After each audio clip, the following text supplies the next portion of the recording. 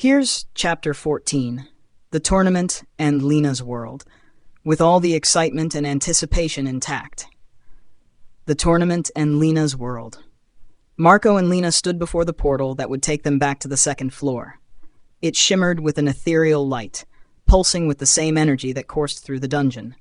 Lena glanced at Marco, a mix of excitement and nervousness dancing across her face. "All right, let's do this," Marco said, stepping through. As Lena passed through the portal behind him, something strange happened. Her green goblin skin began to fade, turning a pale, almost human-like shade of white. Her eyes remained sharp and intelligent, but her facial features softened slightly, becoming more delicate. Despite the transformation, her fierce confidence remained unchanged. "Wow," Marco muttered, looking at her. "You look different." Lena smiled shyly. "When I renounced my monster side, I changed to look more like a human. It happens when goblins like me with human blood choose the human path." Marco chuckled. "Well, you look great." Then, with a more serious tone, he added, "Let's get going. We need to form a party first." He opened his stats window and clicked the option to create a party, then added Lena. A notification popped up. "Lena has joined your party." "Wow, my first party," Marco said with a grin. "Okay, Lena, hop on my back." Lena laughed, a playful glint in her eyes. "We shouldn't do things like this here, hubby. People might interrupt us." Marco rolled his eyes and grinned. "Haha, very funny. Get on." Once Lena climbed onto his back, Marco set off, his legs powered by the strength of his silver rabbit core. He jumped from ledge to ledge, kicking away any monsters that dared cross their path. With each strike, the sound of Lena leveling up echoed through the air. By the time they reached the goblin lair, Lena had already reached Iron 2-star. Meanwhile, Marco's backpack was filled to the brim with loot and materials from the defeated monsters. "I'm upset I had to leave so much behind. This bag isn't big enough," he muttered, clearly frustrated. "One thing at a time, Marco," Lena said, patting his shoulder. "First, let's get a team together." Lena led the way into the goblin lair. Despite her new human appearance, the goblins they passed still moved out of the way in respect, bowing their heads as she walked by. When they reached the entrance to the throne room, Lena didn't hesitate. With a strong kick, she knocked the heavy doors open. Inside, a massive ogre sat on a towering throne, his booming voice echoing through the room. "Goblina!" the ogre shouted, his face lighting up with emotion. "Daddy missed you." Lena rushed forward and threw her arms around the ogre, hugging him tightly. "I missed you too, Father," she said, her voice soft but filled with warmth. After they finished hugging, Lena stepped back and motioned toward Marco. "Father, this is my husband. He's come to pay his respects." The ogre, king of the goblins, raised an eyebrow and looked Marco up and down. "And how does he plan to pay respect?" Lena laughed, shaking her head. "Don't be silly, Dad. How do people usually pay respect to you?" The king grinned, his tusks gleaming in the dim light. "With a tournament, of course, but this one looks like an overgrown rabbit." He laughed heartily, the sound bouncing off the stone walls. Lena rolled her eyes. "Dad, stop joking. Marco will join the tournament. He's stronger than anyone here." The king's smile turned cynical. "Oh, is he now? Fine, let's make it interesting. How about this? If you're so confident, let's put you, Goblina, as the prize of the tournament. Whoever wins gets you as his wife." Lena didn't even blink. "Perfect," she said with a grin. "And if Marco wins, you'll let 3 of my brothers go with us." The king chuckled. "Deal, but you can take your half-sheep brothers right now if you want." Lena laughed. "Haha, Daddy, don't be silly. I want my 3 half-human brothers." The king's grin widened. "Deal. I doubt he'll win anyway. And just so you know, Gobbler is an ogre now." At the mention of Gobler, Lena's smile faltered for a split second, but she quickly recovered. "I don't care, Father. I'm with Marco now." The king nodded, amused.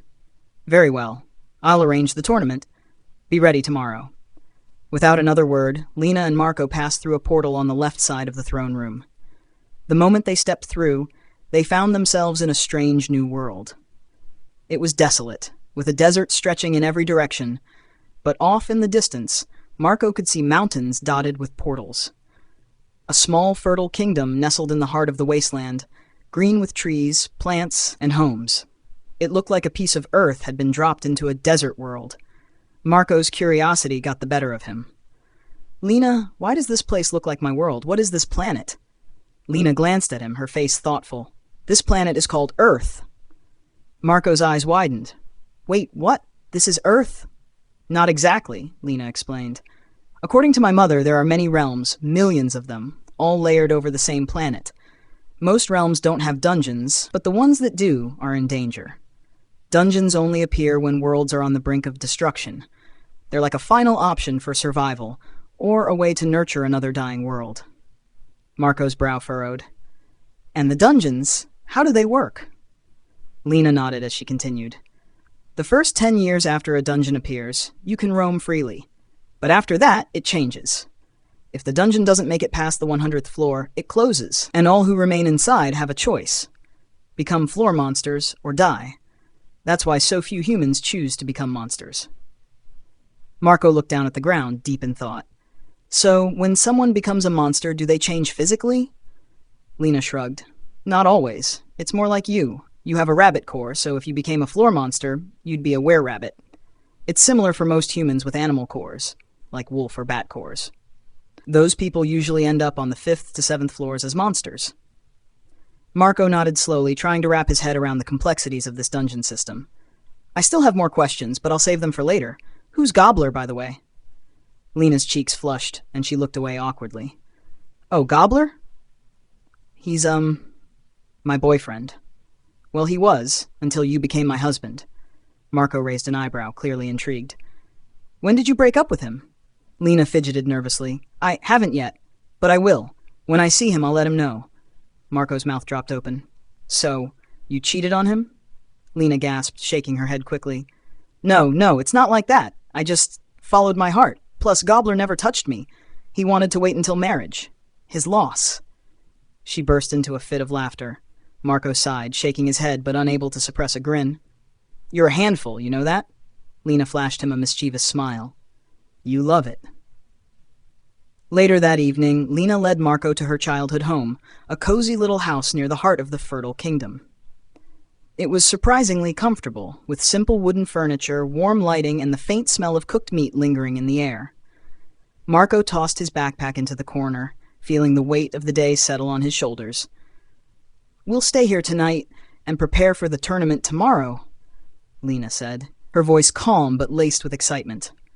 Marco nodded, walking over to a small table where a map of the goblin lair was spread out. His mind raced. Tomorrow, I'll be fighting for you in a tournament.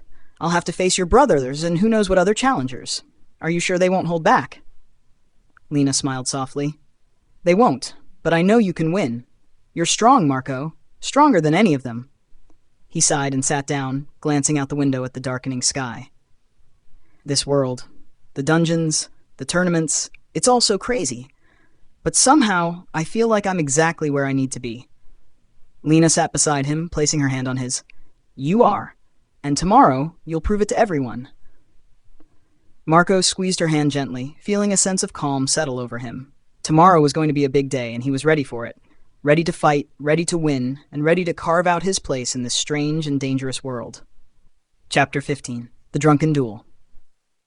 Marco woke up with a smile, stretching lazily in bed. The morning sun filtered through the window, warming the room, and Lena, still asleep beside him, snored loudly with her arm draped possessively across him. Chuckling softly, Marco carefully removed her arm and slid out of bed, trying not to wake her. He had work to do. Grabbing his bag, he sat at the table in the living room and activated his artisan's edge breathing technique. A crafting menu appeared before him, filled with options for armor, weapons, potions, and more.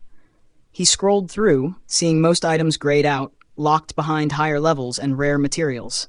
His eyes landed on a simple weapon, Goblin Sword. Level 0, huh? Marco muttered, selecting it. He had enough materials to craft a few, and noticed he could make up to 1,000 of them. With a grin, he set to work. As he forged sword after sword, his crafting level increased rapidly, shooting up to level 5. A sense of satisfaction washed over him. More choices now, he noted, as new weapons unlocked. But I need better materials. Just as he began planning his next steps, he felt a soft kiss on his cheek. Lena's sleepy voice whispered, What are you making? Startled, Marco turned to see Lena, still half asleep and barely covered by the blanket. He flushed and quickly looked away. Lena, put some clothes on. Ignoring him, Lena inspected the weapons he'd crafted. Why goblin swords? And why so many? Before Marco could answer, there was a knock at the door. Lena groaned and disappeared into the bedroom to get dressed, while Marco reluctantly got up to see who it was.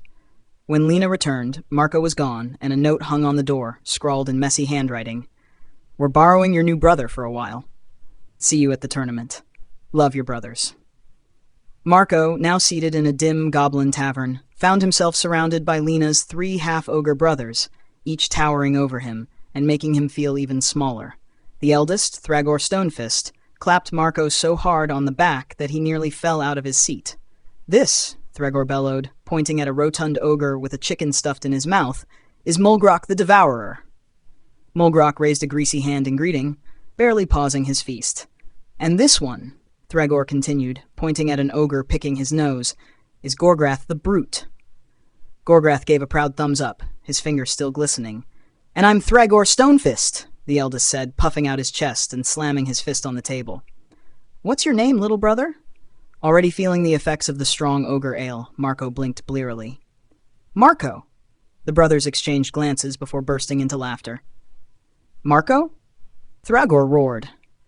That's no warrior's name. We'll give you a proper one. The ogres huddled together, whispering and chuckling. After several minutes and many mugs of ale, Thragor stood up with a grin. From now on, you'll be known as Fluffgrath Longfoot. Marco, thoroughly drunk, nodded solemnly. Fluffgrath Longfoot? Fluffgrath likes it. He downed another mug of ale, feeling like he truly belonged among the ogres. The next morning, the day of the tournament arrived. Lena and her brothers stood at the edge of the arena, surrounded by cheering goblins and ogres.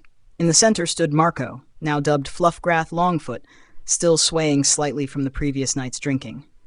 Lena called out, giggling, He sure has something long! Marco, bleary-eyed, gave her a thumbs up, unaware of the innuendo. Next to her, Gobler, now a hulking ogre, stood with teary eyes, his expression twisted with jealousy. But I love you, Gobler cried, his voice cracking. Lena crossed her arms, unamused. It's over, Gobler. Gobler's eyes burned with rage. If I can't have you, no one can. He roared and leaped into the arena, shoving aside Marco's current opponent. Marco, still half drunk, squinted at the towering ogre before him. Fluffgrath Longfoot is confused. Who are you? I am your opponent, Gobler growled, charging forward. Marco instinctively reached for one of the goblin swords he'd crafted earlier. As soon as he drew the blade, the crowd gasped. Gobler hesitated, his bravado faltering. You have a goblin sword? Gobler stammered. Marco grinned lazily, holding the sword aloft. Fluffgrath Longfoot made many goblin swords this morning. Gobler, trembling, roared and charged at Marco. The crowd anticipated a fierce battle, but what happened next shocked everyone. With a sloppy, uncoordinated swing, Marco deflected Gobler's attack, sidestepping his charge. Using Gobler's momentum, Marco tripped him, sending the massive ogre crashing face first into the dirt. The arena fell silent. Marco, still grinning foolishly, declared, Fluffgrath Longfoot wins. Gobler groaned, defeated.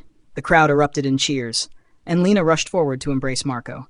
Thragor, Gorgrath, and Mulgrok cheered from the stands, raising their mugs. Fluffgrath Longfoot! Fluffgrath Longfoot! They chanted. Lena kissed Marco on the cheek. You did it, hubby! Marco smiled, eyes half closed from exhaustion. Fluffgrath Longfoot always wins.